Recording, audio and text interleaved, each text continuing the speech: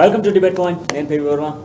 ఈరోజు దేశవ్యాప్తంగా కూడా చూస్తున్నటువంటి నూతన పార్లమెంట్ భవనం ప్రారంభోత్సవానికి సంబంధించినటువంటి అంశం ఇప్పుడు మనకు తాజాగా కనిపిస్తూ ఉంది. దీంట్లో ప్రధానంగా మనం చూస్తే ఈ భవనానికి సంబంధించి ప్రధానంగా మనం చర్చిస్తే నెల 28న ప్రారంభం కాబోతున్న నేపథ్యంలోనే 19 విపక్ష పార్టీలు వ్యతిరేకిస్తూ ఉన్నాయి. సో ఇక్కడ రాజ్యాంగబద్ధంగా నిర్మించినటువంటి ఒక పార్లమెంట్ భవనానికి సంబంధించి భవన ప్రారంభోత్సవానికి 19 పార్టీలు రిజెక్ట్ చేస్తూ ఉన్నాయి. ఆ 19 పార్టీలు ఎందుకు రిజెక్ట్ చేస్తూ ఉన్నాయి? అంతేకాకుండా తెలంగాణ రాష్ట్రాన్ని మనం చూసుకుంటే ఆ 19వ రాష్ట్రంగా తెలంగాణ రాష్ట్రం కూడా ఉంది. అండ్ ఇక్కడ వీళ్ళు ఇన్విటేషన్స్లో కూడా రాష్ట్రాలకు సంబంధించినటువంటి ముఖ్యమంత్రులకు కానీ అక్కడ ఉన్నటువంటి పార్టీలకు సంబంధించినటువంటి కొందరు ఎంపీలను కూడా పిలవాల్సినటువంటి పరిస్థితులు అయితే ఉంటాయి. సో ఆ ఎంపీలకు కూడా ఇన్విటేషన్స్ లేవు అనేటువంటి వార్తలు మనకు వెలుగులోకి వస్తాం. రాజ్యాంగానికి అతీతంగా వ్యవహరిస్తున్నాడు మోడీ అనేటువంటి వార్తలు వెలుగులోకి వస్తూ ఉన్నాయి. రాష్ట్రపతి కాకుండా ఈసారి మోదీ ప్రారంభించబోతున్నాడు అంటూ కూడా ఒక వార్త మనకు హైలైట్ కనబడుతుంది. సో దీనిపై మనం చర్చ కొనసాగించబోతా ఉన్నాం. మనతో పాటుగా డిబేట్లో పాల్గొన్నారు రాజు యాదవ్ గారు, అధికార బీఆర్ఎస్ పార్టీ నుంచి, వెంకట్ గారు మనకు కాంగ్రెస్ నుంచి, అదేవిధంగా సునీల్ గారు బీజేపీ నుంచి మనతో ఈరోజు గెస్ట్గా ఉన్నారు. ముందుగా కొనసాగిద్దాం. ముందుగా సునీల్ గారితో మొదలు పెడదాం. సునీల్ గారు, ఇప్పుడు ప్రధానంగా ఈ పార్లమెంట్ భవనం అనేది సో ఆఫ్టర్ తెలంగాణ నూతన సచివాలయం తర్వాత పార్లమెంట్ భవనం అదే రీతిలో ప్రారంభం కాబోతున్నా, అంటే ఒక దేశానికి సంబంధించిన ఒక పార్లమెంట్ భవనం ప్రారంభం కాబోతా ఉంది. సో మరి భవనానికి సంబంధించి 19 విపక్ష పార్టీలు వ్యతిరేకిస్తూ ఉన్నాయి, ఇన్విటేషన్స్ కూడా తిరస్కరిస్తూ ఉన్నాయి. అంతేకాకుండా కొందరు పార్లమెంట్ సభ్యులకు కూడా ఇప్పటి వరకు ఇన్విటేషన్స్ అందలేదు అన్నటువంటి వార్తలు వినబడతా ఉన్నాయి. సో 28న ఓపెన్ కాబోతున్నటువంటి వాటికి సో ఇన్ని ఆబ్లిగేషన్స్ కనబడుతున్నాయి. ఇప్పుడే ముందుగా అమ్మ టీవీ ప్రేక్షక మహాశయులకు నా నమస్కారాలు, అట్లాగే బీఆర్ఎస్, కాంగ్రెస్ మరియు మీకు కూడా నా నమస్కారాలు తెలియజేస్తూ, ముఖ్యంగా మనం భారతీయులం, భారతదేశానికి పార్లమెంట్ అనేది ఒక ప్రజాస్వామ్యమైనటువంటి దేవాలయం. అంటే అక్కడ చట్టాలు తయారు చేసేదాన్ని మనం పార్లమెంట్ అంటాం.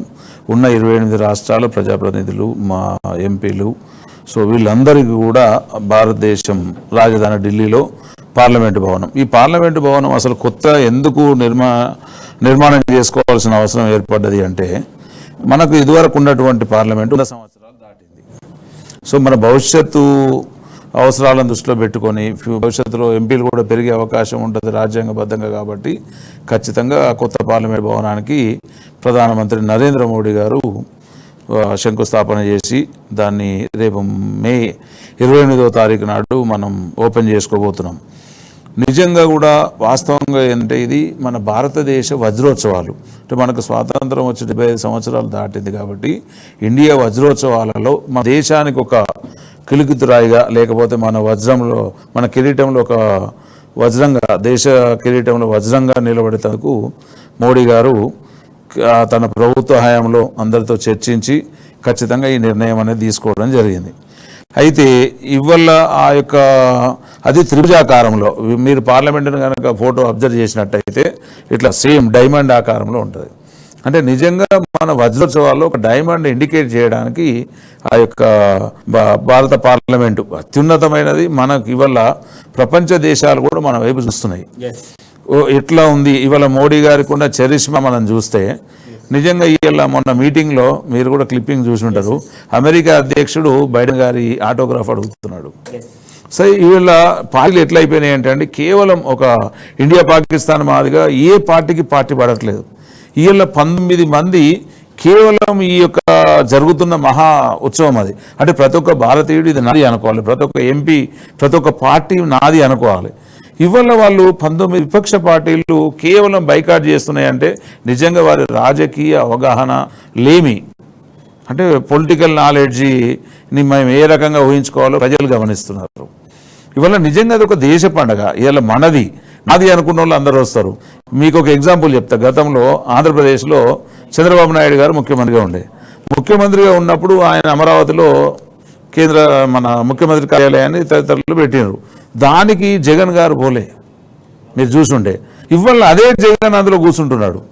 అంటే మేమేమంటున్నాం అంటే మీరు రండి, మీకు ఆహ్వానం ఉంది, నిర్మాణాత్మకమైనటువంటి మీకు ఏమైనా సలహాలు సూచనలు ఉంటే చేయండి. ఇంకొకటి ప్రణయ్ గారు, ఇక్కడ భారతదేశానికి కొత్తగా నిర్మించబడ్డటువంటి పార్లమెంటు భవనం అది అన్నిటిని అంటే 3 ఇండికేషన్లను ఇస్తుంది. దాన్ని మనం ఈ 3 మూలలను మనం ఏ రకంగా మన దేశంలో అన్వయించుకున్నా సరిపోతుంది. రెండవది, ఇలా మోడీ గారు కూడా నిమిత్త మాత్రుడు. ఇలా ప్రధానమంత్రికి ఉన్నాడు, రేపు ఉండకపోవచ్చు, ఇలా ఇంకో దాన్ని రావచ్చు. ఇలా కేవలం కాంగ్రెస్ నుంచి రాహుల్ గాంధీ గారు కేవలం దాన్ని నేను బైకాట్ చేస్తున్నా, రాష్ట్రపతి ఏంటండి, ఇలా leader of the house, leader of the hero మా మోడీ గారు. మోడీ గారు ఆయన ఇష్టం. అంటే పార్లమెంటు భవనంలో హీరో ఎవరు అని అంటే లీడర్ ఆఫ్ ద హౌస్ ఉంటాడు కదా. అంతమంది ఎంపీలు ఎన్నుకున్నారు కాబట్టి లీడర్ ఆఫ్ ద హౌస్. దాన్ని ఎవరి ద్వారా ఇనాగ్రేషన్ చేయించుకోవాలనేది ఆయన ఇష్టం ఉంటుంది. ఇవాళ వీళ్ళు ఏదో పెట్టి రాష్ట్రపతిని అంటే రాష్ట్రపతిని చేసిందే మేము, గిరిజన మహిళలను తీసుకొచ్చి భారతదేశ అత్యున్నత సింహాసనం మీద కూర్చోబెట్టిందే మేము. దానికి వీళ్ళు ఎందుకు సంకలు జరుచుకుంటున్నారో అర్థమవుతలేదు, ఎందుకు భుజాలు తడుముకుంటున్నారో అర్థమవుతలేదు. 100% మోడీ గారు అర్హులు. మోడీ గారు అన్ని పార్టీలకు ఇన్విటేషన్ ఇచ్చారు, రాకపోతే వాళ్ళ కర్మ. ఖచ్చితంగా రేపు పొద్దున ఎక్కడ కూర్చుంటారు చెప్పండి, రోడ్డు మీద కూర్చుంటారా? రావాల్సిందే. పార్లమెంట్ భవన్ అనేది మనది. ఇంటర్నల్గా ఏమంటే చూసుకోండి కదా. మోడీ మీద కోపం మీద పార్లమెంట్ మీద అలుగుతుంది, రేపు వచ్చేది పార్లమెంట్కే కదా. సో కనుక వీళ్ళంతా రాజకీయంతో కేవలం ఆయన మీద ఉన్నటువంటి కక్షతో కలహంతో రాలేకపోతున్నారు తప్ప వేరే ఉద్దేశం కాదు. అది అన్ని పార్టీలకు మంచి పద్ధతి కాదు. రేపు వాళ్ళు అవునన్నా కారణం మా మోడీ గారు ఓపెన్ చేసిన దాంట్లో కూర్చోవాల్సిందే. రెండవది, రాష్ట్రపతి విషయంలో వీళ్ళకి అంతగానం ఎందుకు ఇన్ని రోజులు వీళ్ళ రాష్ట్రపతి గారిని ఎందుకు పిలుస్తలేరు అన్నారు. ఇదే ఈ 19 పార్టీలకు ఒక మాట నేను 19 విపక్ష పార్టీలకు ఒక క్వశ్చన్ వేయదలుచుకున్నా. రాష్ట్రపతిగా మనం ఎప్పుడన్నా ఒక గిరిజన మహిళను చేద్దామని ఏ పార్టీ కూడా సలహా ఇచ్చారో ధర్నా చేసిరా? చేశాం. దాన్ని వాళ్ళు జీర్ణించుకోలేక ఎవరు చెప్పిండు అబ్బా రాజకీయంగా ఎవరు చెప్పారు మీకు? చెయ్యాలి, ఆయన చేస్తాడు, ఆయన చేస్తాడు. రాష్ట్రపతి రాజ్యాంగ ప్రకారంగా మేము పోతున్నాము. రాజ్యాంగ విధాతగా ఒక రాష్ట్రపతి హోదాలో ఉన్నటువంటి ఆవిడ కాకుండా ప్రధాని ప్రారంభించడాన్ని నో సార్, అది 100% రాజకీయంగా. రెండవది, ప్రజాస్వామ్యబద్ధంలో మేము రాజ్యాంగాన్ని ఫాలో అవుతున్నాం, దాన్ని ఎవ్వరు కూడా కాదనేందుకు సరిపోరు. 100% Modi is the hero, Modi చేస్తాడు. ఎందుకంటే leader of the house. Example, రేపు పొద్దున తెలంగాణలో కానీ ఈ ఉన్న 25 రాష్ట్రాల్లో ఎవడన్నా ముఖ్యమంత్రి అది కట్టుకుంటూ అనుకోండి, సీఎం ఆ అసెంబ్లీని ఎవడు ఓపెన్ చేస్తాడండి? సీఎం చేస్తారు కదా. ఎందుకు? Leader of the hero. ఉన్న అత్యత ఎమ్మెల్యేలు ఎన్నుకుంటారు కాబట్టి ఆయన చేస్తాడు. ఎస్, 100%. అది 100% గా మేము చట్టబద్ధంగా పోవడం, దాన్ని ఎవరు కూడా క్వశ్చన్ చేయజాలరు. ఒకసారి కాంగ్రెస్ నుంచి కూడా వర్షం. సో వెంకట్, అల్టిమేట్ గా ఇప్పుడు కాంగ్రెస్ కూడా తిరస్కరిస్తా ఉంది. పార్లమెంట్ ప్రారంభోత్సవానికి సంబంధించి కూడా ఈ వ్యతిరేక పార్టీల్లో కాంగ్రెస్ కూడా ఉంది. సో ఏమంటారు, మీరేమంటారు? ముందుగా అమ్మటి ప్రేక్షకులకు నమస్కారం, దాంతోపాటు మీకు కూడా నమస్కారం, ప్యానల్లో ఉన్న వాళ్ళకి ప్రత్యేక నమస్కారాలు. అసలు ఫస్ట్ మనం ఏదైనా విషయాలు చెప్పుకునే ముందు పార్లమెంట్ కడితే అందరూ మనోళ్ళే కూర్చుంటారు, మనోళ్ళు కూర్చుంటారు, ఎవరు కూర్చోవడానికి కూడా చెప్పాలి. ఉన్న పార్లమెంట్లో మా వాళ్ళు ప్రశ్నిస్తే దాంట్లో అంటే రాహుల్ గాంధీ సస్పెండ్ చేసి పార్లమెంట్లో ప్రశ్న అనేది లేకుండా చేశారు కదా. ఇప్పుడు అంటే ఎవరు ప్రశ్నించడం కోసం, ఎవరు ఉండడం కోసం దాంట్లో, అది కూడా చాలా ఇంపార్టెంట్. ఇప్పుడు అట్లా మీరు చెప్పే లాజిక్ ప్రకారం లేదు సార్ ఒక మాట నన్ను కంక్లూడ్ చేయండి. మీరు చెప్పే లాజిక్ ప్రకారం అయితే మీరు బీజేపీ వాళ్ళు కూర్చోవడానికి ఉన్న పార్లమెంట్ సరిపోతుంది. ఇన్ కేసు ప్రశ్నించడానికి అవకాశం ఇస్తే అదే అంటే సెకండ్ ఇప్పుడు కొత్తగా కడుతున్నది కావాలి. అసలు ప్రశ్నించే తత్వమే లేదు కదా, మరి అదెందుకు? మరి ఇదొకటి. ఇంకోటి చెప్పాలి ఇక్కడ ఏంటంటే అసలు పార్లమెంట్ అంటే ఏంటి, ఇది మనకు ఫస్ట్ చర్చ జరగాలి. రాష్ట్రపతి, లోక్సభ, రాజ్యసభ, ఈ 3 కలగలిగితేనే పార్లమెంట్ అంటారు. ఇక్కడ ఎంత లోక్సభ నాయకుడు ప్రధానమంత్రి గారు అయినప్పటికీ కూడా దీన్ని అంటారు. అంటే ఇదేంటి, ఇది కాన్స్టిట్యూషనల్ టర్మ్. ఇది కాన్స్టిట్యూషనల్ టర్మ్లో రాష్ట్రపతి హోదా పెద్దగా ఉంటుంది ప్రధానమంత్రి కంటే. కానీ ప్రధాని యొక్క ఏదైతే హైప్ కల్చర్ ఏదైతే ఉందో, అంటే నేనే ఉండాలి, నేను ఒక్కనే అనే ఆలోచన తీసుకురావడం కోసం, సరే ఎన్నికల స్టంట్లో లేదు, ఎన్నికల స్టంట్లో కట్టిస్తాం, ఏదైనా కొత్త కట్టించవచ్చు, దాన్ని ఓపెన్ చేయొచ్చు, అది ఏదైనా జరగవచ్చు, దాన్ని ఎవరు తప్పు పడతలేము. కానీ ఇక్కడ ఏంటి, మీరు గొప్ప అని చెప్పుకోవడం కోసం అక్కడ ఆల్రెడీ హోదాలో ఉన్న ఒక పెద్ద పదవిని అక్కడ అంటే డిమోరలైజ్ చేస్తున్నారు. దీని గురించి అంటున్నాం. ఇప్పుడు ఇందాక సార్ ఒక మాట అన్నారు ఏంటంటే మేము ట్రైబల్ని మేము రాష్ట్రపతి చేసినాం, ఆ క్రెడిట్ మాకే దక్కుతున్నాం మీరు అన్నారు కదా. సార్ మీకు కొట్టడానికి ఒకసారి ఈ సందర్భంగా చెప్పదలుచుకున్నాను. ఏంటంటే అన్న, ఒకటి 2006లో ఒకటి ట్రైబల్ రైట్స్ సంబంధించిన ఒక యాక్ట్ ఉంటుంది. అదే ట్రైబల్స్ ఏదైతే వాళ్ళకు అటవీ హక్కులు ఏదైతే ఉన్నాయో దాని తగ్గట్టు యాక్ట్ ఉంది. ఆ యాక్ట్ని 2022లో కొత్తగా ఒక బిల్లు ప్రవేశపెట్టారు. ఏంటనేది అది అడవులలో లిబరల్గా బిజినెస్ చేసుకోవడం కోసం, ఇండస్ట్రీస్ పెట్టుకోవడం కోసం కొత్తగా పార్లమెంట్ ఒక బిల్లు ప్రవేశపెట్టింది. ఏది బీజేపీ ఎన్డీఏ హయాంలో. సో దాన్ని సోనియా గాంధీ గారు రాహుల్ గాంధీ గారు ప్రశ్నించడం స్టార్ట్ చేశారు. అది కరెక్ట్ కాదు. దీనివల్ల అంటే అదానీ లాంటి వ్యక్తులు, పెద్ద పెద్ద కార్పొరేట్ శక్తులు పోర్టు వరకు వెళ్ళగలిగిన, ఎయిర్పోర్ట్ వరకు వెళ్ళగలిగారు, వరకు వెళ్ళారు, కానీ అడవుల వరకు వెళ్ళలేదు. ఎందుకు వెళ్ళలేదు? ఈ చట్టం బలంగా ఉండడం వల్ల వెళ్ళలేదు అని చెప్పి దీని మీద వేదికగా అప్పుడే ఉద్యమం స్టార్ట్ చేశారు. స్టార్ట్ చేసే క్రమంలో ఏమైందంటే అప్పటికప్పుడు సడన్ గా ద్రౌపది గారు ముందుకొచ్చారు. ఇది కుట్రకోణం. మీరు ఒప్పుకున్నా ఒప్పుకోకపోయినా నేను స్ట్రాటజికల్గా విత్ ప్రూఫ్ నేను చూపిస్తా. అది ఎట్లా అంటే దీనివల్ల ఏం జరుగుతుందంటే మా ఇష్టం లేక కాదు, మీరు లేదు అదానిని అడవులో ప్రవేశపెట్టడం కోసం మేము ప్రశ్నిస్తామేమో అన్న ఉద్దేశాన్ని జనాల్లో పోనీయకుండా చేసిన పెద్ద కుట్ర ఇది. దాని ఎగ్జాంపుల్ చెప్తా. అడవుల్లో పేసా యాక్ట్ అని ఉంటుందన్న, పంచాయత్ ఎక్స్టెన్షన్ షెడ్యూల్ ఏరియాస్ అని ఒక యాక్ట్ ఉంటుంది. దాంతో అది గ్రీన్ ట్రిబ్యునల్ ఉంటుంది. ఈ రెండింటిని నీరు దాల్చడం కోసం మీరు చేసిన ప్రయత్నం ఇది. సో ఈ ప్రయత్నంలో భాగంగా ద్రౌపది ముర్ము గారిని బయటికి తీసుకొచ్చారు. సరే తీసుకొచ్చారు, ఓకే. ఇప్పటి వరకు ద్రౌపది ముర్ము గారు కనీసం మీరు అందరూ మనం గుండెల మీద చేసుకొని చెప్తాం, ఒక్కసారైనా బయటకు వచ్చి అంటే పద్మ అవార్డులు ఇవ్వడం తప్ప ఇంకేమైనా చేశారా? బయటకు వచ్చే కార్యక్రమం కనీసం రామ్నాథ్ కోవింద్ గారు ఉన్నప్పుడైనా చేయగలరు అన్న ఒక మాట ఏంటంటే శీతాకాల విడుదల, వేసవి విడుదల ఉంటాయి, వాటి కూడా రావట్లేదన్నా. ఎక్కడొచ్చారు? ఎక్కడ పోయారు? ఎక్కడికి వచ్చారు? సరే అన్న ఒక మాట ఏంటంటే దీనివల్ల ఏమవుతుందంటే అంటే రాష్ట్రపతి అనే వ్యక్తిని ఒక మాట ఏంటంటే ఒక గిరిజన మహిళని రాష్ట్రపతి చేయడానికి మేము తప్పుపడతలేము, మేము గౌరవిస్తాం. కానీ వారికి ఇచ్చే ప్రాధాన్యత ఏంటనేది కూడా చాలా ఇంపార్టెంట్ కదా. ఇప్పుడు మేము మీకు ఇంకోటి చూపించాలి. ఇక్కడ ఏంటంటే ఇన్విటేషన్ కార్డులో కూడా ఎక్కడ అంటే ఏది పొలిటికల్ మేనేజ్మెంట్ లో భాగంగా దాంట్లో పేరు కూడా నరేంద్ర మోడీ గారిది, ఓం బిర్లా గారి ఇద్దరితో ఇచ్చారు. మరి ఇన్విటేషన్ నేను ఒక ఎగ్జాంపుల్ చెప్తా. ఎగ్జాంపుల్ ఇవాళ మన రాష్ట్రంలో ఒక పోలీస్ స్టేషన్ ఓపెన్ చేయాలి. పోలీస్ స్టేషన్ ఓపెన్ చేయాలని అంటే ఆ పోలీస్కు ఎవరు? హోమ్ మినిస్టర్ గారు వస్తారు. ఇవాళ హోమ్ మినిస్టర్కు డ్రెస్ లేదు కదా, మరి ఆయన ఎట్లా ఓపెన్ చేస్తారు? ఇక్కడ ఒకటే అండి, వీళ్ళు Congress and BRS and so called 9 పార్టీలు తెలుసుకోవాల్సింది ఒకటే, లీడర్ ఆఫ్ ద హౌస్ పార్లమెంట్కి ఎవరైతే ఉంటారో ఆయన ఓపెన్ చేస్తాడు. రెండోది, మోడీ గారు ఓపెన్ చేసినప్పుడు రాష్ట్రపతి గారి గౌరవం ఎక్కువ ఉంటుంది కాబట్టి ఆమె పేరు పాటలు వేయాల్సిన అవసరం లేదు. ఇక్కడ ఇంకోటి, నేను 19 పార్టీలకు బీఆర్ఎస్ సోదరునికి ఒకటి చెప్పదలుచుకున్నాం ఏంటంటే, నిజంగా గనక ఇవాళ పార్లమెంటు భవన్ను, రాష్ట్రపతి భవన్ను రాష్ట్రపతి చేత కాకుండా ప్రధానమంత్రి గనక ఓపెన్ చేస్తే మీరు వార్తలు పెట్టుకోవాలి తప్ప ఈ చిన్న లాజిక్ కూడా తెలియకుండా ఎందుకు వార్తలు పెట్టుకుంటారో అర్థమవుతుంది. నేను ఒక చిన్న మాట కంక్లూడ్ చేస్తా. ఇక్కడ ఏంటంటే బేసికలీ సార్కి నేను చెప్తున్నా, బీజేపీ నాయకులు కూడా మేము ఒకటే చెప్తున్నా ఏంటంటే అసలు పార్లమెంట్ అనే దాంట్లోనే ఎవరు ఇంక్లూడ్ అవుతారనే చాలా ఇంపార్టెంట్. ఇప్పుడు అంశం కన్నా ముందుకు ఒకసారి మనం బీఆర్ఎస్ వర్షన్ కూడా విందాం. ఎందుకంటే రాజు యాదవ్ గారు ఇప్పుడు ప్రధానంగా చూస్తే రాష్ట్రపతి ప్రారంభించకపోవడాన్ని ప్రతిపక్ష పార్టీలు తప్పుపడతా ఉన్నాయి. ప్రధానంగా కాంగ్రెస్ అన్న అంశాన్ని లేవనెత్తి మాట్లాడుతూ ఉంది. సో అంతేకాకుండా ఇప్పుడు బీపీ పార్టీ దీన్ని తప్పేముంది ప్రధాని ఓపెన్ చేయడంలో అనేటువంటి వర్షన్ తీసుకొస్తా ఉన్నాయి. సో ఇప్పుడు అధికార బీఆర్ఎస్ పార్టీ చెప్తుంది దీనికి. నేను ఒకటే చెప్తున్నా, ఇలా మేము సెక్రటరీ కడితే బీజేపీ వాళ్ళు ఎగిరెగిరి పడ్డారు. ఎందుకు కడుతురు? ప్రజల సొమ్ము, అది సొమ్ము. మరి ఇది ఎవరు సొమ్ము? ఇదెందుకు గడి? మీరు మేము కడితే తప్పేమని, మరి మేము కట్టినప్పుడు ఎందుకు కట్టినారు? మా దానికి అబ్జెక్షన్ ఎందుకు చేసిర్రు? మేము కట్టింది మా గురించా? ముఖ్యమంత్రి ప్రధానమంత్రి మారితే మళ్ళీ వేరే ప్రధాని, ముఖ్యమంత్రి మారితే వేరే ముఖ్యమంత్రి వస్తారు, వేరే మంత్రులు వస్తారు, వాళ్ళే చేస్తారు. మేము మీరు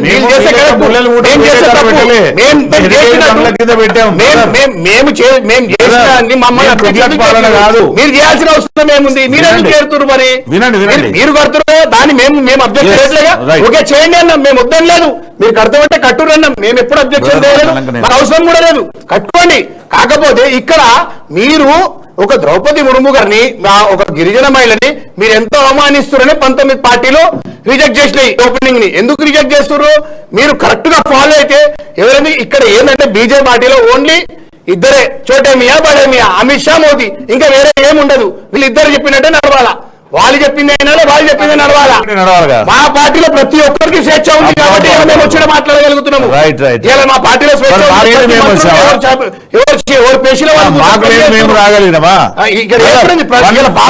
మీరు ఏం చేస్తున్నారు? పార్లమెంట్ హౌస్ ఇక్కడ ద్రౌపది ముర్ము ఏం రెస్పెక్ట్ చేసిర్రు? ఏం రెస్పెక్ట్ చేసిర్రు? ఆమెకి ఎక్కడ పెట్టిరు? రబ్బర్ స్టాంప్ లాగా ఉన్నారు మీ దగ్గర అందరు కూడా. నితిన్ గడ్కరీ అనే వ్యక్తి ఎక్కడ మీ బీజేపీలో ఆయన ఏ పొజిషన్ లో ఉండాలి? ఇలా అన్ని చూస్తలేమా? అన్ని ప్రేమ కాదు, ప్రజలు కూడా చూస్తున్నారు. కరెక్ట్ వాత పెట్టిరు మన కర్ణాటక. చూసుకోండి నెక్స్ట్ ఏం ఉంటుందో. మీ సింగిల్ డిజిట్ కే పరిమితం. అంటే రాజు యాదవ్ నిమిషం నన్ను రన్నింగ్ కామెంటరీ వినాలి. మీరు చెప్తుంటే మేము విన్నాం కాబట్టి మీరు చెప్పిన తర్వాత చెప్పండి. రన్నింగ్ కామెంటరీ చేస్తుంటే ఎట్లయితుంది? సరే సరే నువ్వు మాట్లాడాలి. ఇంత ఘోరంగా మీరు ఆమెను అవమానిస్తున్నారు. ఇది కరెక్టేనా? 19 ప్రతిపక్షాలు 100% మీకు అపోజ్ చేస్తున్నాయి. ఎందుకు చేయండి? బరాబర్ చేస్తాయి. మీరు చేసేది కరెక్ట్ అయితే ఎవరైనా సపోర్ట్ చేస్తుండే. అయిపోయిందా? మేము చేస్తేనేమో కరెక్ట్, మేము చేసే తప్పు ఏది? మేము సెక్రటరీ కట్టడం మేము తప్పు, మేము చేసింది అన్ని తప్పు. మా కేసీఆర్ గారు చేసేది ప్రతి ఒక్కరి తప్ప. అరే ఇవాళ మేము ఇచ్చే పథకాలు ఎవరు ఇస్తున్నారని 2000 నోటు ఎందుకంటే తీసేందుకు బంద్ చేసేందుకు ఎవరు అంతా మీ ఇష్టం ఉన్నట్టే. ఎవరు మిమ్మల్ని అడిగేటోళ్ళు లేరు. ఎవరన్నా అడుగు రాహుల్ గాంధీ కరెక్ట్ అడిగితే ఆయన పాపం సస్పెండ్ చేసేసారు. నేను ఒక్కసారి చెప్పండి సునీల్ గారు. ఏం పేరు బ్రదర్ బీఆర్ఎస్ సోదరునికి రాజు యాదవ్ గారు, సెక్రటేరియట్ మీరు ఉన్న బలమైన సెక్రటేరియట్ కూలగొట్టి కట్టిరు, అది తెలివి తక్కువతనం నంబర్ 1. రెండోది పార్లమెంట్ కట్టినాం, ఉన్న పార్లమెంట్ కూలగొట్టలేదు, కొత్త పార్లమెంట్ కట్టినాం, దాన్ని హెరిటేజ్ భవన్ కిందనే పెడతాం. మూడోది పరిపాలన అంతా అస్తవస్తం ఎట్లయింది ఏం కథ ఇప్పటికీ కూడా 100 years అయిందా? అలా కూర్చొని చచ్చిపోతారా? అలా కూర్చొని చచ్చిపోతారా?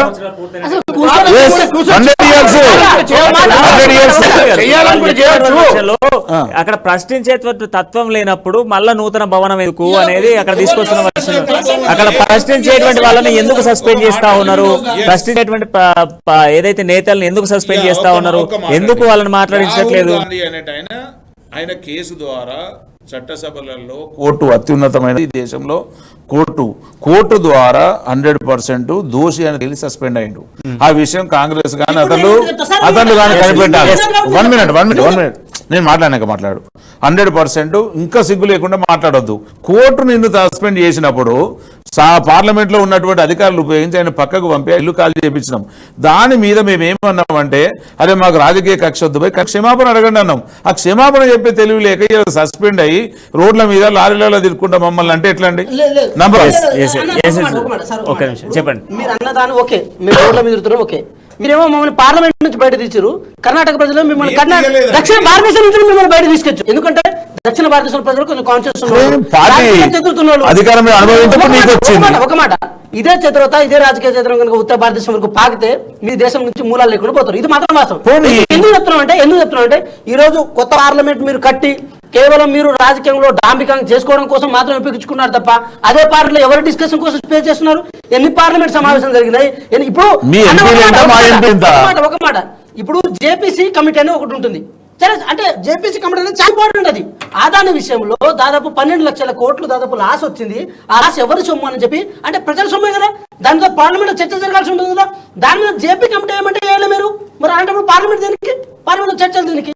సో మేమేమంటాం అంటే మీకు కనుక మోడీ గారు కనుక పార్లమెంట్ లో చిత్తశుద్ధి ఉండుంటే పార్లమెంట్ సమావేశాలను ఎక్స్టెండ్ చేసి దీని మీద డిస్కషన్ చేపించి ఈ రోజు ఈ దేశంలో దాదాపు 12 లక్షల కోట్ల సొమ్ము ఏదైతే ఉందో ఎల్ఐసిలో కానీ ఎస్బీఐలో కానీ ఈ సొమ్ము మొత్తం ప్రజల సొమ్ము. దీన్ని నేను జవాబుదారిగా ఉండాల్సిన వ్యక్తి అని చెప్పుకునే నరేంద్ర మోడీ గారు ఆ చర్చకు తావిస్తే బాగుండేది కదా. మరి ఎందుకు చర్చలు అంటే గుప్తంగా ఉండడానికి ట్రై చేశారు? ఇప్పుడు కొత్త పార్లమెంట్ భవనం అంటే అది దేనికి సంకేతం? డిస్కషన్ సంకేతమా? లేకపోతే మీరు కేవలం ప్రారంభిస్తున్నారు కాబట్టి కొత్త పార్లమెంట్ అంటే మోడీ గారు కట్టారు కాబట్టి రేపు ఓట్ల కోసం వినియోగించుకుందామనా? అదే విధంగా సర్దార్ వల్లభాయ్ పటేల్ కూడా గుజరాత్ ఎలక్షన్ లో వాడుకున్నారు. ఈ రోజు పార్లమెంట్ కొత్త భవనాన్ని అంటే కట్టించి కూడా అది రేపు అయోధ్య మందిరం ఇవన్నీ ఒక మందిరాలు భవనాలు కట్టించుకుంటూ వెళ్ళి ఎలక్షన్ కోసం వాడడానికి ట్రై చేస్తున్నారు. మేము ఏదైనా ఒకటే అంటున్నాం, మీరు అంటే కన్స్ట్రక్షన్ వేలో వెళ్ళాలనుకున్నప్పుడు ప్రజాస్వామ్యంలో ప్రశ్నించే తత్వం ఉంటుంది. ఆ స్పేస్ ని మీరు ఇవ్వనప్పుడు అలాంటి స్పేస్ ఉంటేంది లేకపోతుందని మేము అడుగుతున్నాం. మేము పార్లమెంట్ లో ప్రశ్నించినప్పుడు ఇద్దరమే ప్రణయ్ గారు ఇద్దరికి వెళ్ళి ఇలా 300 మంది అయితే మీకు కడుపు మంట పడుతుంది. మీ ఎక్కడ పోయారు? 300 వాళ్ళు ఇద్దరికి వస్తున్నారు. సో ప్రజాస్వామ్యంలో ప్రతి ఒక్కరికి చోటు ఉంటుంది. ఇలా కర్ణాటక గురించి మాట్లాడుతారు. కర్ణాటకలో ఫస్ట్ రూల్ చేసింది మేము. ఇలా మీకు అధికారం ఇచ్చిర్రు. కర్ణాటకలో ఎప్పుడు కూడా ఒక్కడికి అవకాశం ఇయ్యరు. రేపు పొద్దున కాంగ్రెస్ ఉండదు. రేపు పొద్దున కాంగ్రెస్ ఉండదు. మీరు నిజంగా పరిపాలన చెప్తున్నా అన్న ఒక మాట, మీరు దుష్ట రాజకీయాల కోసం ది కేరళ స్టోరీ సినిమా చూపిద్దామని జనాలందరూ అనుకున్నారు. కానీ వాళ్ళందరూ కలిసి మిమ్మల్ని కర్ణాటక స్టోరీ చూపించారు. మేమేమంటాం అంటే ఇక్కడ డిస్కషన్ ఏందనేది ఒకసారి ఆలోచించాల్సి వచ్చినప్పుడు ద్రౌపది ముర్ము గారు అనే వ్యక్తి కాన్స్టిట్యూషన్ లో ఒక హెడ్. ఒక చాలా పెద్ద వ్యక్తి. సో ఇక్కడ మీరేంటి గవర్నర్ గారిని గౌరవించాలి మీరు అంటారు కదా, అదే గౌరవం రాష్ట్రపతి గారికి కూడా ఉంటుంది. రాష్ట్రపతికి ఉంది, రాష్ట్రపతికి ఉంది. నేను ఏమంటున్నా అంటే ద్రౌపది ముర్ము గారు ట్రైబర్ అని పిలుస్తలేదా? ఎందుకు పిలుస్తలేరు? రాష్ట్రపతి భవన్ కానీ సుప్రీంకోర్టుకు సంబంధించిన వీటిలలో మోడీ గారికి సంబంధం ఉండదు, ఖచ్చితంగా రాష్ట్రపతి చేస్తారు. ఈ పార్లమెంట్ భవన్ లో leader of the house, leader of the hero ప్రధాని ఉన్నాడు గనక ఈరోజు ప్రధానితో ఓపెన్ చేపిస్తున్నారు అంటున్నారు. సో ఇప్పుడు ఒక ఇన్విటేషన్ కి సంబంధించి మనం మాట్లాడుకుంటే తెలంగాణ రాష్ట్ర నూతన సచివాలయానికి సంబంధించినటువంటి ఇన్విటేషన్లో రాష్ట్ర గవర్నర్కి సంబంధించినటువంటి పేరుంది. రాష్ట్ర గవర్నర్కి సంబంధించినటువంటి పేరును అందులో అమర్చారు. మరి ఈరోజు పార్లమెంట్ సెక్షన్కి సంబంధించి పార్లమెంట్ భవన్కి సంబంధించినటువంటి దాంట్లో ఎందుకు ఇన్విటేషన్లో రాష్ట్రపతి పేరు ఎందుకు లేదు? సూపర్. ఇదే మాట మొన్న యాదాద్రికి వెళ్ళినప్పుడు ఈమె ఎవరు మన రాష్ట్రపతి గవర్నర్ గారు ఏమన్నారు, అయ్యా నన్ను పిలుచుంటే నేను బయటోని అంబేద్కర్ విగ్రహం ఓపెన్ చేసిర్రు, సెక్రటరీ ఓపెన్ చేసిర్రు, నాకు అవకాశం లేదు, నన్ను విలువలేదు. ఒక మాట ఏమండి, మేము కార్డుల్లో పేరేసి ప్రోటోకాల్ కింద అవమానపరిచే రకం కాదు. ఇవాళ మోడీ గారి కంటే హయ్యర్ పొజిషన్ లో రాష్ట్రపతి గారు ఉంటారు. మోడీ గారు ఓపెన్ చేసినప్పుడు రాష్ట్రపతితో ఏం పని? కనుక రాష్ట్రపతి పేరు వెయ్యము, రాష్ట్రపతి గారిని పిలువం. అక్కడ మేము అవమానపరచదలుచుకోలేదు.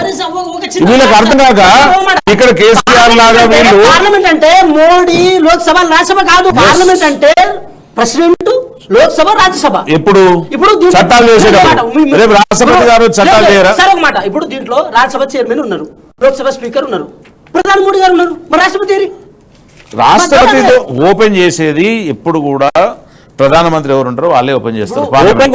ఓపెనింగ్ సునీల్ గారు ఒక మాట సార్, రాష్ట్ర గవర్నర్ కి సంబంధించి వేయలేదు తమిళసాయి సౌందర్యరాజన్ పేరు అనేది బీజేపీ మెన్షన్ చేసింది. అఫీషియల్ గా ఒక ఆమె రాష్ట్రపతి దేశానికి ఒక స్థాయిలో ఉన్నారు, రాజ్యాంగబద్ధంగా కూడా వచ్చినటువంటి వ్యక్తికి సంబంధించి మేమేం గౌరవిస్తున్నాము, మేము చేసిందే, మేము ఆమెను పిలుచుకోవాలా వద్దా రాజ్యాంగబద్ధంగా ప్రజాస్వామ్యబద్ధంగా మాకు తెలుసు. వీళ్ళెవరో నేర్పిస్తే నేర్చుకోవాల్సిన అవసరం మాకేముంది? చెప్పారు కాబట్టి నేను ఈ సందర్భంగా కూడా చెప్పాలి. ప్రజాస్వామ్యంలో కలెక్టివ్ థింగ్స్ ఉంటాయన్న. కలెక్టివ్ థింగ్స్ అంటే స్పీకర్ కి కానీ, ప్రధానమంత్రికి కానీ, రాష్ట్రపతికి కానీ, లోక్సభ స్పీకర్ అంటే ప్రతిపక్ష నాయకుడు కానీ, ఇంకెవరికైనా సరే ఒక కలెక్టివ్ థింగ్స్ అనేది ఉంటుంది. కానీ ఇక్కడ జరుగుతున్నది ఏంటంటే మోడీ ముందు అంతే. మోడీకి ఆల్టర్నేటివ్ కనీసం ఒక పక్కన ఒక వింగ్ కూడా ఉండదు. కనీసం ఒక మాట చెప్తున్నా, రావణాసురుడికి కనీసం 10 తలకాయలు ఉంటాయి, కానీ ఇక్కడ ఏంటంటే కేవలం ఒక తలకాయ కనపడాలి. అంటే మేమేమన్నా మా ఉద్దేశం ఏంటంటే ఈ ప్రజాస్వామ్యంలో అందరి ఫేసులు కనపడాల్సి ఉంటుంది. కేవలం పార్లమెంట్ లో మోడీ గారికి ప్రత్యామ్నాయంగా చాలా క్లియర్ కట్ గా ఒక బలమైన నాయకుడు రాహుల్ గాంధీ ఎదుగుతుంటేనే మేము వివరాలేకపోయారు.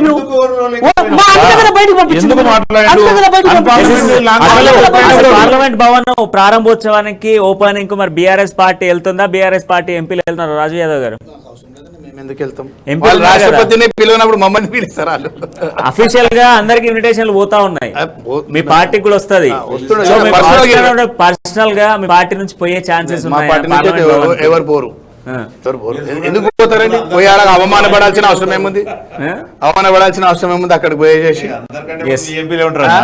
చూడండి, చూస్తారు 4 రోజుల్లోనే కదా ఓపెనింగ్ ఉంది. 100% గారు చెప్తా ఉన్నారు అందరికన్నా ముందు ఫస్ట్ మీ పార్టీకి సంబంధించిన ఎంపీలే ముందు నిలబడతారు అని చెప్తా ఉన్నారు. మీడియా గతంలో మనం చూసుకుంటే ఇక్కడ సెక్రటరియట్ కి సంబంధించినటువంటి ఓపెనింగ్ ఏది బీజేపీ పార్టీని పిలవలేదు, ఆడ ఎంపీలను పిలవలేదు, ఇన్విటేషన్ ఇచ్చినాము, వాళ్ళు రాలే, పిలవలేదు అన్నటువంటి వాళ్ళు చెప్పుకుంటారు. ఇన్విటేషన్ ఇచ్చినాం, ప్రతి ఒక్కరికి ఇన్విటేషన్ పోయింది. ఇప్పుడు అఫీషియల్ గా కూడా ప్రధాని దగ్గర నుంచి, పిఎం ఆఫీస్ నుంచి రాష్ట్రానికి కావాల్సినటువంటి రాష్ట్రంలో ఉన్నటువంటి ఎంపీలకు అఫీషియల్ గా ఒక ఇన్విటేషన్ వస్తా ఉంది పిఎం ఆఫీస్ నుంచి.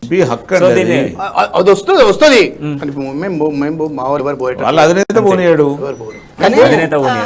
అవసరం లేదు. అక్కడ అంత పెద్ద రాష్ట్రపతికి అవమానం జరిగినాయి.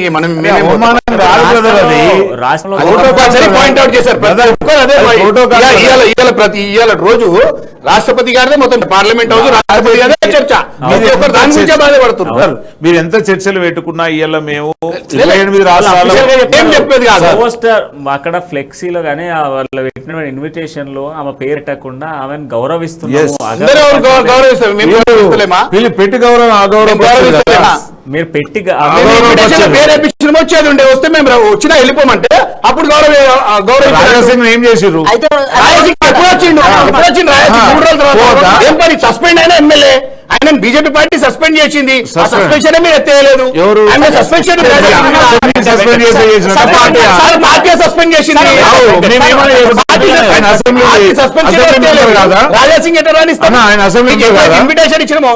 ఇనాగ్రేషన్ రోజు రమ్మన్నాం, మేము ఇనాగ్రేషన్ రోజు రమ్మన్నాం, ఓపెనింగ్ రోజు రమ్మన్నాం రేవంత్ రెడ్డి గారు. కానీ తెల్లారి వస్తాం మేము, మరణం ఎప్పుడు మా క్యాబినెట్ మీటింగ్ నడుస్తుంది, ఎట్లా వస్తారు మిమ్మల్ని? అది మీటింగ్ నడుస్తుంది. ఎవరి సొంత ఇల్లు? అందరికి అందరూ చేంజ్ చేయాలి. ఎందుకు రాలేదు? అరే కాంగ్రెస్ వెంకట్ వెంకట్ వెంకట్ ఒక్క సెకండ్ వెంకట్ సునీల్ గారు వన్ సెకండ్ సర్దార్ వల్లభాయ్ పటేల్ విగ్రహ ఆవిష్కరణప్పుడు రాష్ట్రపతి గారు ఎందుకు పోలేదని మేము అంటే మేము రాజకీయం చేసినట్టు. కానీ పార్లమెంటు ఓపినప్పుడు రాష్ట్రపతి గారిని ఎందుకు పిలవట్లేదంటే రాజకీయం చేసినట్టు కాదు. అదేనంటే కొన్ని కాన్స్టిట్యూషనల్ థింగ్స్ ఉంటాయి, కొన్ని డెమోక్రటిక్ వాల్యూస్ ఉంటాయి, దాంట్లో వాళ్ళకి స్పేస్ పెద్దగా ఉంటుంది. అది ఎందుకు మీరు గౌరవించట్లేదు? మీరు ఎలక్షన్స్ స్టంట్ లో భాగంగా మీరు ప్రొజెక్ట్ అవ్వడం కోసం పార్లమెంట్ భవనం ఓపెనింగ్ ని ఎందుకు రాజకీయం చేస్తున్నారని మేము అడుగుతున్నాం. మా రావు గారు కూడా ఇదే మాట అన్నారు కదా, ఆ మాటలో మీకు ఎట్లా తప్పు అనిపిస్తుంది అనేది మేము అడుగుతున్నాం. సోదరులకు ఇవాళ మోడీ గారు ఏ ఒక్కరి దగ్గర కూడా తప్పు చేసి తల వంచుకునే పని చేయడు. నంబర్ 1. నంబర్ 2, మేము గనక దీన్ని రాజకీయంగా మీ లాంటి వాళ్ళకి అవకాశం ఇస్తే డ్యామేజ్ అయ్యేది మేమే. మా పార్టీ డ్యామేజ్ అవుతుంది కదా, మేము మీకు అవకాశం ఇయ్యం కదా. ప్రజాస్వామ్యబద్ధంగా వినండి, ప్రజాస్వామ్యబద్ధంగా ఇంకొక మాట చెప్పాలంటే లీగల్ ఆస్పెక్ట్ ప్రకారంగా ఇవాళ కేంద్రంలో మా ప్రభుత్వం ఉంది. మా ప్రభుత్వం ఏ రకంగా పోయి ఏం చేస్తుందో మాకు తెలుసు. మీరెవరో మీ 19 పార్టీలో మీరు చెప్తే మేము నేర్చుకోము. రెండోది మేము తప్పు చేయం. అది మీకు తప్పు అనిపించి కేవలం రాజకీయం కోసం దాన్ని తప్పు పడుతున్నారు తప్ప legal it is very correct.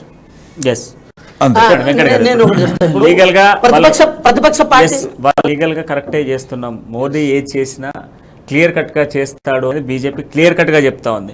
So దీనికి సమాధానం ఏం చెప్తాను? ఇప్పుడు సార్ మాటలో ఒక మాట ఏంటంటే ప్రతిపక్ష పార్టీలు ఏదో అంటే అది జస్ట్ తీసి పారినట్టు చెప్పారు. అయితే నేను ఒకటి చెప్తా. ఏదైనా లీగల్ పాయింట్ కానీ ఏదైనా చట్టం కానీ పార్లమెంట్ రావాలంటే కేవలం అంటే అధికార పార్టీ ఉంటేనే కాదు. ఇప్పుడు మీరు వ్యవసాయ చట్టాలు అట్లా తీసుకొచ్చారు, నిలబెట్టుకోగలిగారు. మరి సరే ప్రతిపక్ష లేదు సార్ ఒక మాట మీరు ఇప్పుడు తెచ్చుకోగలిగారు, నిలబెట్టుకోగలిగారా?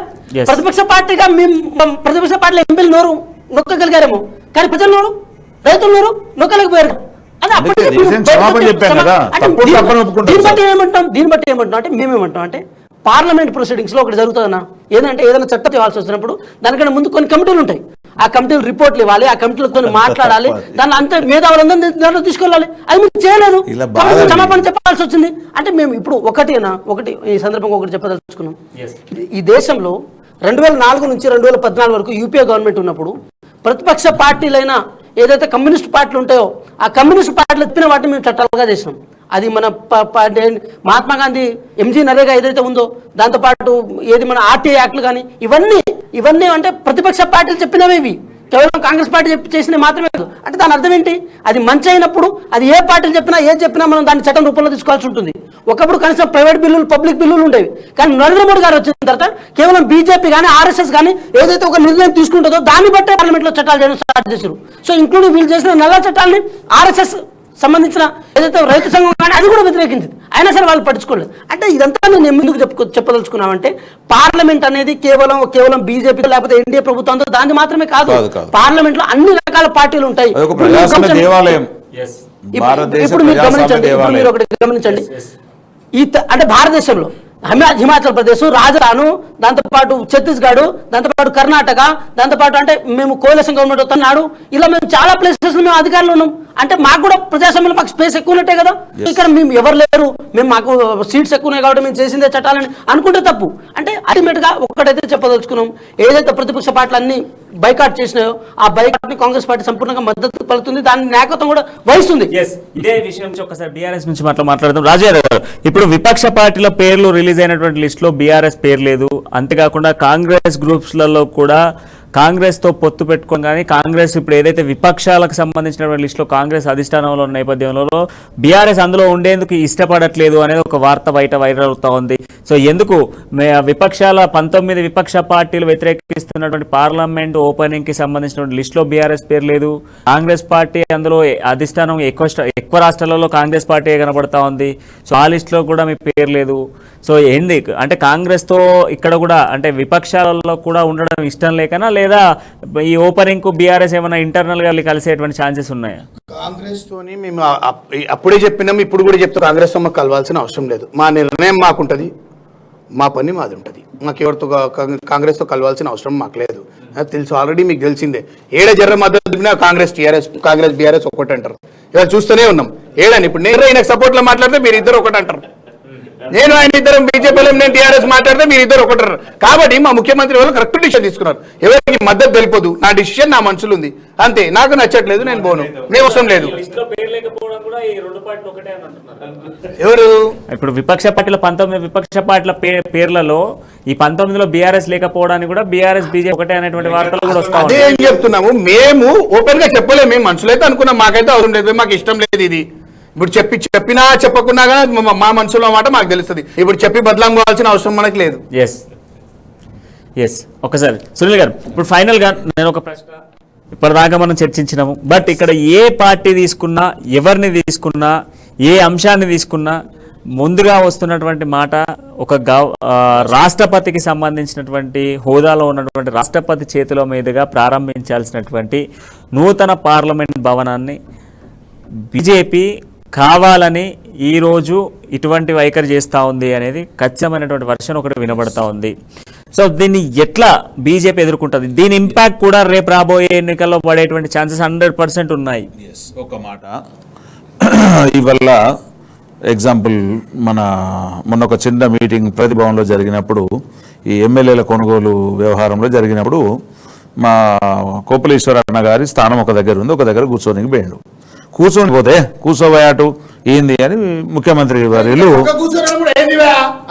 ఆగన్నా కేసీఆర్ గారు వినండి కేసీఆర్ గారు ఏమన్నారంటే నీకు తెలియదు అటు కూర్చో అన్నాడు. మీడియా ఉంది, నేను మీకు క్లిప్ చూపిస్తా. తర్వాత ఏమైందండి, అదే మా కొప్పలేశ్వర్ గారు మా సమాజ వర్గం నుంచి వచ్చి ఇట్లా కాదు నాకు తండ్రి సమానుడు అని చెప్పి ఒక చిన్న క్లారిఫికేషన్ ఇచ్చిండు. ఇవాళ రాష్ట్రపతి గారి విషయంలో వీళ్ళు జబ్బలు దలుచుకొని వాతలు పెట్టుకుంటున్నారు, తప్పు. మేము ఏమంటున్నామంటే 100%గా పార్లమెంటు భవనానికి రాష్ట్రపతి గారికి సంబంధం లేదు. పార్లమెంట్ భవనానికి రాష్ట్రపతి గారు చట్టాలు చేసినప్పుడు సంతకాలు చేయడానికి వస్తారు. ఆమెను ఎందుకు అంటే ప్రధానమంత్రి మోడీ గారు అన్ని రాజకీయ విశ్లేషకులతో కావచ్చు, లేకపోతే లీగల్ ఆర్గనైజేషన్తో కావచ్చు, వాళ్ళన్ని పద్ధతులు తీసుకున్న తర్వాతనే ఈ పార్లమెంటు భవనానికి డైమండ్ అంటే మనకు వజ్రోత్సవాలలో అది వజ్రాన్ని ఇండికేషన్గా ఇచ్చి 75 సంవత్సరాల భారతదేశానికి ఇస్తున్నటువంటి గొప్ప కానుక. ఇంకొకటి ఏంటంటే ఇది భారతీయ జనతా పార్టీ సొత్తు కాదు, భారతీయ జనతా పార్టీ కార్యాలయం కాదు, కేంద్ర ప్రభుత్వంలో ఉండి ప్రభుత్వం, అది బీజేపీకి సంబంధం లేదు. ఒక ప్రభుత్వ అధినేతగా దేశ ప్రధానిగా మాత్రమే పనిచేస్తున్నాడు తప్ప బీజేపీ అధినాయకుడిగా కాదు. ఆ విషయాన్ని దయచేసి ప్రతిపక్ష పార్టీలు కావచ్చు, బైకాట్లో ఉన్న 19 పార్టీలు కానీ గమనించి, మేము రాష్ట్రపతి గారికి అపారమైన గౌరవం ఇచ్చినాం, ఆమె తీసుకొచ్చి కూర్చోబెట్టిందే మేము, మమ్మల్ని మా పార్టీకి ఒక్కరు ఈ 19 పార్టీలలో ఎవరు అడ్వైజ్ చేయలే. అయ్యా ఒక గవర్నర్ మన రాష్ట్రానికి ఒకవేళ బీజేపీ లేకపోతే ఇవాళ దేశానికి దళితుడు కావచ్చు, లేకపోతే దేశానికి గిరిజన మహిళ కానీ రాష్ట్రపతి అయ్యే అవకాశమే లేదు. సో ఆ రకంగా మేము పెంచి పోషించి అంబేద్కర్ ఆశయాలతో ముందుకు పోతున్న పార్టీ బీజేపీ పార్టీ. దీన్ని అర్థం చేసుకుంటే ప్రతిపక్షాలు నోరు మూసుకోవాలి, లేదు అంటే రాద్ధాంతం చేసుకోండి. ఈ రాద్ధాంతం అయినాక రేపు పార్లమెంటు భవన్, ఇప్పుడు ఇందాక బ్రదర్ కోపానికి వచ్చింది, నేను ఎందుకు చెప్పిన సన్నివేశం అంటే రేపు పార్లమెంటు భవనం అయినాక కూడా దేశ ప్రజలను ఉద్దేశించి మురుమరు మాట్లాడొచ్చు, this is not my job, this is job belongs to PM అని. అప్పుడు వీళ్ళందరూ ఇక్కడ తలకాయ పెట్టుకుంటారు, మాట్లాడిపిస్తారు, వీళ్ళే మాట్లాడిపిస్తారు.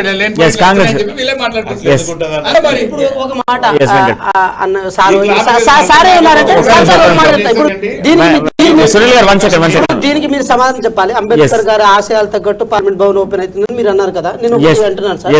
పార్లమెంట్ భవన్ 28వ తారీఖు ఓపెన్ చేస్తున్నారు, ఆ రోజు సావర్కర్ జయంతి. ఓకే, సావర్కర్ జయంతి నాడు మీరు పార్లమెంట్ భవన్ ఓపెన్ చేస్తున్నారు, మీరు అంబేద్కర్ ఆశయాలు తగ్గట్టు భవనాలు ఉందామని అంటారు. ఇవన్నీ కాంట్రడిక్షన్ స్టేట్మెంట్స్. ఎట్లా కాంట్రడిక్షన్ స్టేట్మెంట్స్ అంటే, సావర్కర్ గారేమో మనువాదానికి సపోర్టరు, అంబేద్కర్ గారేమో మనువాదానికి వ్యతిరేకి. సో ఆ వ్యతిరేక అయిన సావర్కర్ గారు పుట్టినరోజు నాడు మీరు అంబేద్కర్ భవనం రిలీజ్ చేస్తారు, ఏది అంటే పార్లమెంట్ భవన్ రిలీజ్ చేస్తారు ఎవరికి, అంబేద్కర్ ఆశయాలకు అనుగుణంగా. ఇవన్నీ అసలు కాంట్రడిక్షన్ స్టేట్మెంట్స్ కదా, ఎక్కడ వీటికి అంటే స్టాండర్డ్ ఏడు ఉంది ఇక్కడ అంటే ఏంటంటే మేము ఒకటే అంటున్నాం, బీజేపీ నాయకులు ఒకటే అంటున్నాం, అంబేద్కర్ సిద్ధాంతాలు ఎట్లాగో మీకు నచ్చవు, కేవలం అంబేద్కర్ మీరు రాజకీయ కోణం కోసమో మీరు రాజకీయ ఎదుగుదల కోసమే వాడుకుంటున్నారు. సో మేమేమంటున్నాం అంటే పార్లమెంట్ ప్రజాస్వామ్యంలో మోడీ గారు వచ్చిన తర్వాత కనీసం ప్రశ్నించే గొంతు లేకుండా చేశారు. దానికి ఏకైక ఎగ్జాంపుల్ రాహుల్ గాంధీ గారు తప్పు చేశారు కాబట్టి పార్లమెంట్ నుంచి పంపించారు మీరు అంటారు కదా. సో అదేంటి ప్రాక్టికల్ నాట్ ప్రూవెన్. ఎందుకు నాట్ ప్రూవెన్ అంటే భారత్ జోడో యాత్ర తర్వాత రాహుల్ గాంధీ గారికి అంటే పెరిగిన ఒక పద్ధతి ఈ దేశవ్యాప్తంగా అతను ఒక గొప్ప వ్యక్తిగా చూసే తత్వంలో మీరు దాన్ని ఓర్వలిపోయారు. దానికి ఎగ్జాంపుల్ చెప్తున్నాను. ఒక మాట ఏంటంటే 3 ఎగ్జాంపుల్ చెప్తాను నేను. ఒకటేంటంటే భారత్ జోడో యాత్రలో జమ్మూ కాశ్మీర్లో ఏదో ఇష్యూ జరిగితే ఆడపిల్లల మీద అత్యాచారం జరుగుతుంది వాళ్ళు చెప్తే దాన్ని రాహుల్ గాంధీ గారు బయట చెప్తే దాని ఏంటి భారత్ జోడో యాత్ర అయిపోయి దాదాపు 3-4 నెలలు అయిపోయిన తర్వాత ఢిల్లీ పోలీసులు వచ్చి ఎవరు చెప్పారు మీరు వాళ్ళ పేర్లు చెప్పండి విచారణ చెప్తున్నాను అన్నారు. ఇదే బండి సంజయ్ గారు ఇక్కడ తెలంగాణ రాష్ట్రంలో మహిళలకు అంటే రెస్పెక్ట్ లేదు, వాళ్ళ రాష్ట్రంలో పదే అంటారు కదా, మరి బండి సంజయ్ గారు కూడా అడుగుతారా అంటే ఆ కుట్రకోణం జరిగింది. సెకండ్ ఏంటి అంటే కేంబ్రిడ్జ్ యూనివర్సిటీలో భారతదేశ ప్రజాస్వామ్యంలో ప్రశ్నించడానికి అవకాశం లేకుండా ఉందని అంటే ఆ మాటని మీ వాళ్ళు ఏం ట్రోల్ చేసు అసలు ప్రజాస్వామ్యాన్ని అవమానపరిచిందని అంటున్నారు. అంటే మేమేమంటాం అంటే రాహుల్ గాంధీ గారిని పక్కన పెట్టడం కోసం పార్లమెంట్ వేదికగా మీరు చేసిన కుట్ర కోణాలు ఇవి. అంటే ఎవరిని ప్రొటెక్ట్ చేయడం కోసం చేశారు. ఇప్పుడు నెక్స్ట్ పార్లమెంట్ కొత్తగా మళ్ళీ కడతారు, ఆ పార్లమెంట్లో మళ్ళీ మాకు స్పేస్ ఇస్తారు, మేము పోయి ఏమంటాం ఆధారం మీద విచారణ చేపట్టాలి. దాంతోపాటు ప్రధానమంత్రి అంటే అయిన తర్వాత జీడిపి ఎందుకు పెరుగుతలేదు, దాంతోపాటు రేట్లు ఎందుకు పెరుగుతున్నాయి, పెట్రోల్ రేట్లు ఎందుకు పెరుగుతున్నాయని చెప్పి మేము ప్రశ్నిస్తాం. మీరు ప్రశ్నించే అవకాశం ఇవ్వనప్పుడు, ప్రశ్నించే స్పేస్ ఇవ్వనప్పుడు ఆ పార్లమెంట్ ఉంటే ఎందుకు ఉండకపోతే మా డౌట్. సో సరే కట్టారు అనుకోండి, కట్టిన తర్వాత ఎవరితో ఓపెన్ చేయాలి, దాని మీద మాకు క్లారిటీ ఇవ్వాలని అంటున్నాం మేము. సో ఒకటే ఇక్కడ ఈ సందర్భం ఒకటే చెప్పాలి ఏంటంటే మీరు ఏ ఎలక్షన్స్ అయినా చూడండి, మీరు ఎక్కడికైనా చూడండి, చూసినప్పుడు నరేంద్ర మోడీ గారు నిలబడితే పక్కన కనీసం ఒక 2 మీటర్ 3-4 మీటర్ల దూరంలో ఎవరు నిలబడరు. అది ఎందుకు నిలబడరు అంటే దట్స్ ప్రొజెక్షన్, ఇంక్లూడింగ్ వారి మీద లైట్లు కూడా పడతాయి. సో ఇలాంటి ప్రొజెక్షన్స్, ఇలాంటి అంటే హైప్ కల్చర్ ఉన్న వ్యక్తులకు ఈ కల్చర్ నుంచి ఈ కల్చర్ ప్రజాస్వామ్యం ఉండొద్దని మేము కోరుకుంటున్నాం. వాల్యూ ఉండాలి, ఉండొద్దు అన్నారు.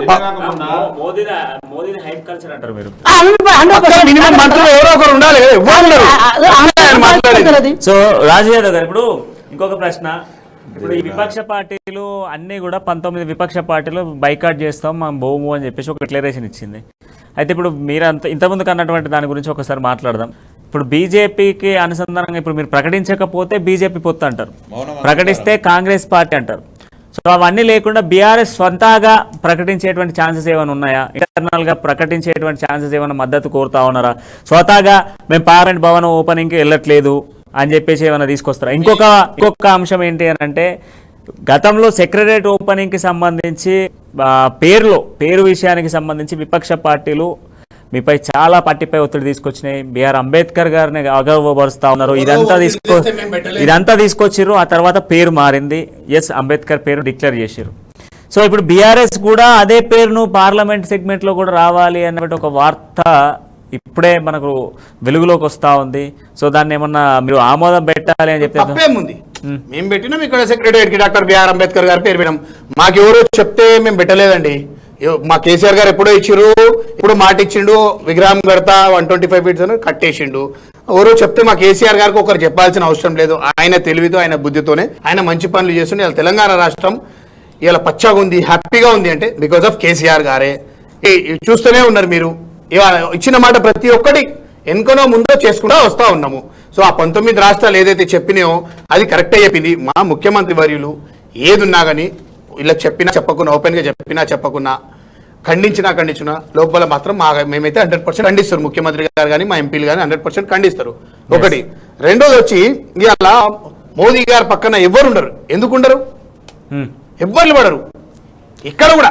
ఇంకోటి, ప్రధానమంత్రి గారు ఏ రోజైనా ఏం సెక్యూరిటీ రీజన్ అండి అందరికీ ఉంటే థ్రెట్ అని అట్లాంటి ఏ రోజైనా ప్రధానమంత్రి ఒక ప్రెస్ మీట్ పెట్టి ఏదన్నా విషయం మాట్లాడా ఒకటి మీరు చెప్పాలి. ఎందుకు మాట్లాడారు ఇట్లా ప్రెస్ మీట్ పెట్టి? మా ముఖ్యమంత్రి గారు ఏదన్నా వచ్చి మాట్లాడారు. ఇదే విషయాన్ని కాంగ్రెస్ లేకపోతే వేరే పార్టీలో చెప్పడం కాదన్నా. కానీ మన్ కీ బాత్ మీరు ఒక్కరే కూర్చొని మాట్లాడితే అయిపోతుందా? మన్ కీ బాత్ మన్ కీ బాత్ మన్ కీ బాత్ ఏమిటికి మన్ కీ బాత్? ఇలా రాహుల్ గాంధీ గారు లారీలెక్కి తిరుగుతున్నారు, రోలమెంట్ తిరుగుతున్నారు, ప్రజల సమస్యలు కనుక్కుంటే తప్పేముంది? ఆయన తప్పేముంది? ఆయన ఒక ఎంపీగా ఆయన ప్రజల సమస్యలు ప్రతిపక్ష కాంగ్రెస్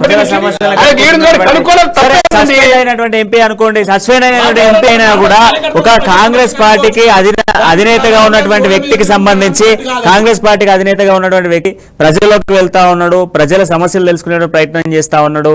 అక్కడ లేబర్స్ కావచ్చు, డైలీ వర్కర్స్ కావచ్చు, ఎవరైనా కావచ్చు, సో వాళ్ళతో సంప్రదింపు చేసే ప్రయత్నం చేస్తా ఉన్నాడు. సో మోడీ గారు చేస్తున్న దాన్ని మీరు ఎట్లా జీర్ణించుకోలేకపోతున్నారో సస్పెండ్ అయిందని మేము ప్రస్తావిస్తాం, తప్పలేదు. ఇలా మోడీ గారి పక్కన ఎవరు ఉండాలి ఎవరు ఉండొద్దని నిర్ణయించడానికి ఇతర పార్టీలు సరిపోవు. ఆయన ఒక ప్రజాదరణ కలిగిన ప్రపంచంలోనే ఒక మేధావి వర్గంలో లిస్ట్ లో ఉన్నాడు. ఓకేనా? అన్ని ఎస్, ఆ మేధావి ఎంత వరకు ఏంది అనేది ఒక దేశంతో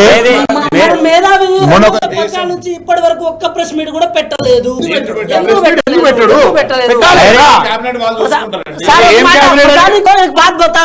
मन की बात नहीं है, जन की बात सुनाओ. जन की बात सुन रहा है सब कुछ सुन रहा है. ఇప్పుడు అన్న చెప్పిండు ఏమని ఆ రోజు కొప్పులీశ్వర్ గారికి అవమానించి అది చెప్తా టాపిక్. ఆ రోజు నలుగురు పక్కన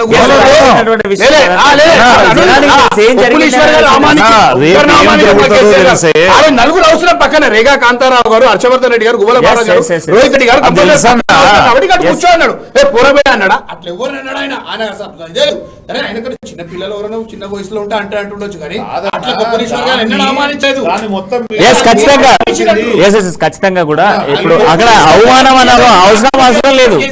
అవమానం అనేటువంటి అది జరిగినటువంటి సిచ్యువేషన్, జరిగినటువంటి పరిస్థితి, జరిగినటువంటి సిచ్యువేషన్ లో అది అయిపోయింది. బట్ ఇప్పుడు మన క్లియర్ కట్ గా కనబడతా ఉంది కదా. ఎందుకు అంటే ఇప్పుడు ప్రధానంగా దీని మీద ఫోకస్ పెంచుతా ఉన్నారు. ప్రధానంగా కూడా ప్రతి ఒక్క పార్టీ కావచ్చు, విపక్ష పార్టీలు కావచ్చు, ఇవన్నీ పార్టీలు కూడా కంప్లీట్ గా తీసుకొస్తున్నటువంటి ప్లే ఒకటే. సగం పని కూడా కాలేదు, స్టార్ట్ చేసినాం, అయిపోయింది, సచివాలయం అయిపోయింది, స్టాచ్యూ అయిపోయింది, అన్ని అయిపోయింది. తత్వం ఉంది, మేము చేస్తున్నాం.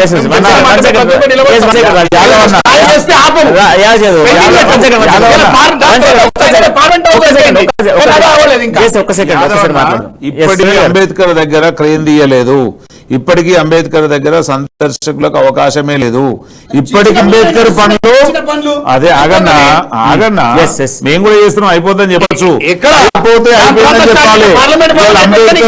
అంబేద్కర్ ను 4.5 కోట్ల ప్రజల సాక్షిగా అవమానపరుస్తున్నారు నిలబెట్టి. ఇంతవరకు అంబేద్కర్ కు కంప్లీట్ గా ఒక దండేసిన పాపాన పోలేదు. అంబేద్కర్ గారి విగ్రహానికి ఎట్లాంటి ఆదరణ లేదు, సందర్శకులకు అనుమతే లేదు. కనుక ఎవరి కోసం అండి? మీరు ఇంకా ఏడైనాక చేయనుంటారు. పని కంప్లీట్ కాకముందు తెల్లారక ముందే కోడి కూసినట్టుంటే ఎట్లుంటది పరిస్థితులు? మేము అట్లాంటి పని చేయం. ఏది చేసినా నిర్మాణాత్మకంగా దేశం మెచ్చే పనులు చేస్తాం. ప్రజలు చీకొట్టే పనులు బీఆర్ఎస్ చేస్తారు. వెంకట్ ఫైనల్ గా ఏమంటారు? ఇప్పుడు ఒకటి సరే, బీఆర్ఎస్ కానీ బీజేపీ కానీ ఈ కట్టడాల మీద వీటి మీద కాంగ్రెస్ పార్టీ రాజకీయం చేస్తుందని అనుకున్నా మాకేం ప్రాబ్లం లేదు. ఎందుకంటే మేము రాజకీయం చేస్తున్నాం అని చెప్తున్నాను, జనాలకు తెలుసు. పార్లమెంట్ విషయానికి వచ్చినప్పుడు కాన్స్టిట్యూషన్ వేలో వెళ్ళాలి, డెమోక్రటిక్ వేలో వెళ్ళాలని చెప్పి కాంగ్రెస్ పార్టీ కోరుకుంటుందని చెప్తుంది కూడా. రాహుల్ గాంధీ ఇచ్చిన స్టేట్మెంట్ కూడా అదే. సో ఆ స్టేట్మెంట్ ప్రకారం వెళ్ళినప్పుడు ఇది నిజంగా కాదని చెప్పి అంటే మీరు మమ్మల్ని చెప్పొచ్చు, బీఆర్ఎస్ చెప్పొచ్చు, ఏదో చెప్పొచ్చు, కానీ అల్టిమేట్ గా జనాలు నిజమా కాదని ఆలోచిస్తారు, అనుకుంటారు కూడా. సో ఇక్కడంటే ఒకటి ఒక కాంగ్రెస్ పార్టీ వ్యక్తులుగా మేము ఒకటే చెప్తున్నాం, కాంగ్రెస్ పార్టీ అంటే కాన్స్టిట్యూషన్ మీద కనుక మీకు రెస్పెక్ట్ ఉంటే, పార్లమెంట్ సిస్టమ్ మీద కనుక మీకు రెస్పెక్ట్ ఉంటే, పార్లమెంట్ సభ్యులుగా నడవాలని మీరు అనుకుంటే అల్టిమేట్ గా రాష్ట్రపతి గారితో శంకుస్థాపన చెప్పండి. అట్ ద సేమ్ టైం కట్టిన పార్లమెంట్, కొత్తగా కట్టిన పార్లమెంట్ సాక్షిగా ప్రతిపక్షకు వాల్యూ ఇస్తాం. ప్రతిపక్ష పార్టీలు చెప్పిన ఎలిగేషన్స్ లో వాస్తవం ఉందా లేదా అని చెప్పి తప్పకుండా తేల్చామని చెప్పి ఒక మాట ఇవ్వండి, అప్పుడు జనాలు నమ్ముతారు. అప్పటి వరకు మీరు ఎన్ని కట్టినా పార్లమెంట్ ఎన్ని చేసినా కూడా అంటే yes thank you Venkat, thank you Raju Yadav గారు, అండ్ థ్యాంక్ యూ సునీల్ గారు. సో ఫైనల్ గా పార్లమెంట్ భవనాన్ని ఓపెనింగ్ కి సంబంధించి రాష్ట్రపతి చేతుల మీదుగా ఓపెన్ చేసేంత వరకు కూడా విపక్ష పార్టీలు మండిపడుతూనే ఉన్నటువంటి పరిస్థితులు కనబడుతున్నాయి. కేవలం రాజ్యాంగజాతగా ఉన్నటువంటి ఒక రాష్ట్రపతికి సంబంధించినటువంటి రాష్ట్రపతి హోదాలో ఉన్నటువంటి వ్యక్తి చేత ఓపెన్ చేయించకుండా ఒక ప్రోటోకాల్ ప్రకారం ఆమెతో ఓపెన్ చేయించాల్సినటువంటి ఒక నూతన పార్లమెంట్ భవనానికి సంబంధించి ఈ శంకుస్థాపనలో మోదీ విఫలమయ్యాలంటూ కూడా 19 విపక్ష పార్టీలు మండిపడతా ఉన్నాయి. సో మరి ఏం జరగబోతా ఉంది ఈ నెల 28న ప్రారంభం కాబోతున్నటువంటి పార్లమెంట్ కి మరి ఏం జరగబోతా ఉంది? ఇప్పటికే మండిపడుతున్నటువంటి పార్టీల వర్షన్స్ కూడా మనం చూస్తా ఉన్నాం. ఇది ఈ రోజు డిబేట్ పాయింట్. మన డిబేట్ పాయింట్ తో మళ్ళీ కలుద్దాం. అంటే చూస్తూ ఉండండి అమ్మ న్యూస్, జనం కోసం నిజం కోసం.